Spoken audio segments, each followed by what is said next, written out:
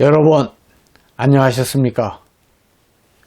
오늘은 초암에 져서 다심선심 중에서 여복의 벗이라는 제목하에 여러분과 함께 공부를 해보겠습니다. 여기서 말하는 벗이라는 것은 모든 이웃을 뜻합니다. 불교를 믿던 기독교를 믿던 천주교를 믿던 종교적으로 어느 누구라도 벗 아닌 분이 없다. 뭐 정치적인 이념도 벗어나 있다. 그리고 남녀노소 빈부 귀천을 다 벗어나 있다. 초월해 있다. 뭐 이런 뜻도 되겠죠. 넓은 의미로는 모든 생명체를 다 의미한다. 이렇게 여러분들이 이해를 해 주셨으면 좋겠고, 가장 가까운 내 마음속에 영원한 도반, 또 영원한 스승, 또는 영원한 제자, 모든 분을 다 포함한다 해도 뭐 되겠습니다. 이런 뜻으로 함께 여러분들이 해주셨으면 고맙겠습니다.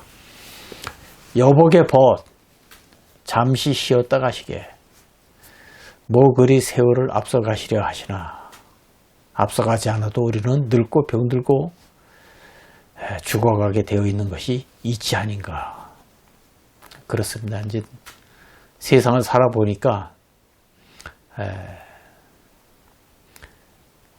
세월보단 더 빠른 존재가 없다 생각합니다. 부처님께서도 이 세상에서 가장 빠른 것이 있는데 그것이 무엇인 줄 아느냐 제자들에게 물으니까 제자들이 우물우물해요. 부처님께서 직접 말씀하십니다. 사방에서 동서남북 사방에서 화살을 쏜다고 하자. 그 화살이 떨어지기 전에, 땅에 떨어지기 전에 동서남북에 쏜 화살을 재빨리 낚아채는 사람이 있다고 하자. 그 사람은 얼마나 빠른 사람인가. 이렇게 말씀을 하시니까 제자들이 매우 상상할 수 없을 정도로 빠른 사람입니다. 이렇게 답을 하죠. 그때 부처님께서 말씀하십니다. 그 사람보다 더 빠른 것이 있다. 그것이 바로 이름하여 세월이다 그랬어요. 세월이 빠르기 때문에, 세월이 유소와 같기 때문에 우리는 잠시 쉬어가는 여유가 필요합니다.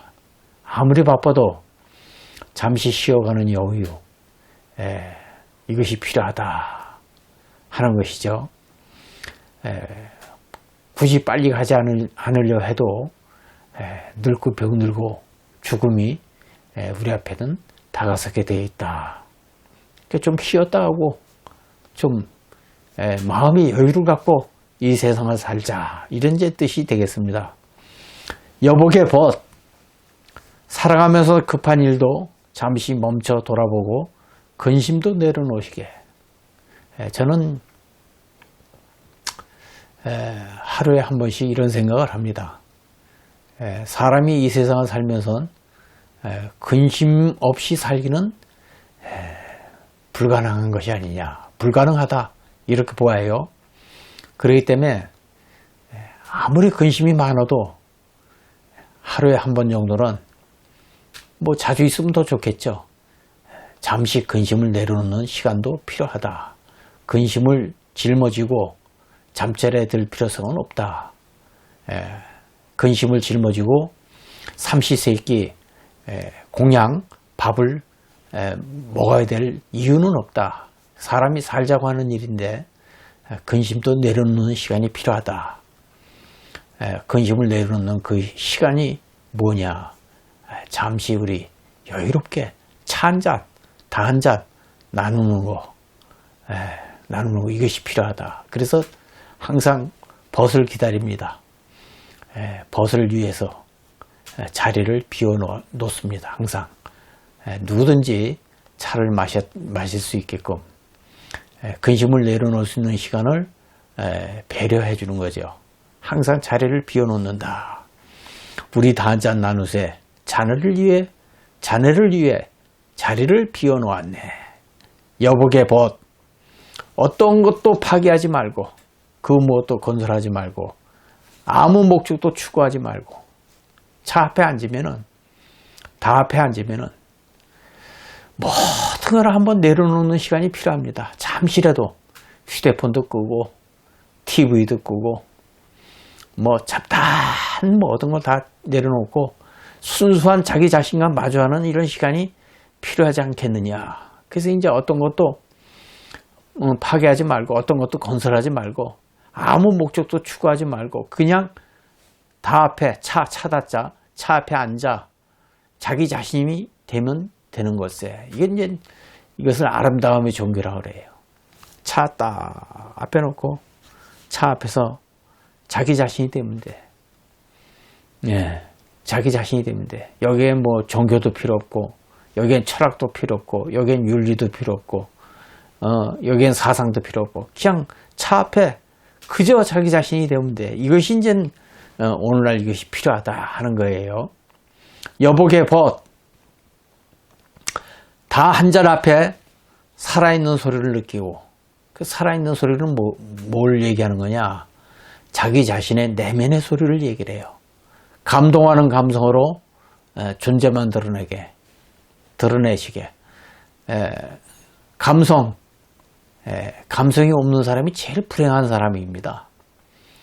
아름다움을 보고 아름다움을 느끼지 못하고 슬픔을 보고 슬픔을 느끼지 못하고 기쁨을 보고 기쁨을 느끼지 못하는 이런 사람 난 제일 불행하다고 봐요. 도인이 어떤 사람이 도인이냐? 저 목석 같은 사람이 과연 도인일까? 목석 같은 도인이 이 세상에 뭘 필요하겠습니까? 목석 같은 부처가 뭘 필요해요? 희노애락을 느낄 수 있는 차라리 범부중생만도 못한 거죠. 그래서 진정한 도인은 감성이 풍부한 사람이다. 저는 그렇게 생각합니다. 감동할 줄 알고 자신의 감성을 느낄 줄 알고 그 감성으로 다른 사람을 포근하게 감싸줄 수 있는 그 존재, 그거 도인 아니냐 그게. 저는 그렇게 생각합니다. 도인이 다른 사람이 아니다 이거죠. 가장 인간다운 사람. 그리하여 그대의 침묵으로 그대의 말소리를 들으시게. 이것이 이제 제가 차를 하면서 많은 분들에게 권하는 겁니다. 한 번쯤은 차를 마시면서 자기 자신에게 침묵의 세계로 좀 들어도 가보고 또 차를 마시면서 내 자신의 가슴 속에서 울려나오는 그 소리도 한번 들어보는 것도 어떻겠느냐. 그래서 다가 참 위대하다 이거죠. 이것을 바탕으로 해서 도가 이제 성립이 되는 거죠. 그래서 다도예요. 무슨 차나 쭉 따라 마시고 무슨 예법이라고 했었고 무슨 전통이라고 했었고 그거 다 거짓말입니다. 다 사입입니다. 갖다 붙일 게 없으니까 전통을 갖다 붙이고 되지도 않는 이치에도 맞지 않는 그 답법을 들이대 버리고 사람을 혼미시킨다 이제. 지혜로운 사람은 그걸 훤히 꿰뚫어 보는 거예요. 어떤 것이 진정한 다도냐, 어떤 것이 참 다도냐, 이것을 바로 들어보는 겁니다. 여복의 벗. 나는 달을 내놓으면서 길을 보이기에 앞서 길을 다스려 자네의 혼을 느끼고 싶네. 길을 보이기에 앞서. 길에는 건 뭡니까? 재주. 이런 생각을 해요. 오늘날 다도를 한 사람들이 점전을 하죠. 차를 내는 일체 행위를 한다 이거예요. 그거 대단한 거 아닙니다. 그거 특별히 저들이 뭘 잘하는 것처럼 생각하는데 그건 재주에 지나지 않아요. 그 재주라고 할 수도 없어요. 차를 따르는 그 행위 자체가 이 세상에 많은 재주가 있는데 그 많은 재주 중에서 가장 뛰어난 재주라고 생각하지 않습니다. 누구나 한 몇 년 공부하면은 그거 다 터득되는 겁니다. 그 기야, 재주 기자. 중요한 거는 인간의 마음속에서 우러나는 기운 기자. 그 기운이 중요하다 이거예요. 그 기운 속에서 뭐가 있다? 인간 각자가 지니는 혼이 있다. 그 혼이 살아있어야 돼. 그래야 상대가 감동을 합니다. 이게요. 그러니까 다 차를 하는 사람들이 착각하면 안 돼. 착각하면 안 되는 거예요. 재주를 보여서는 안 돼.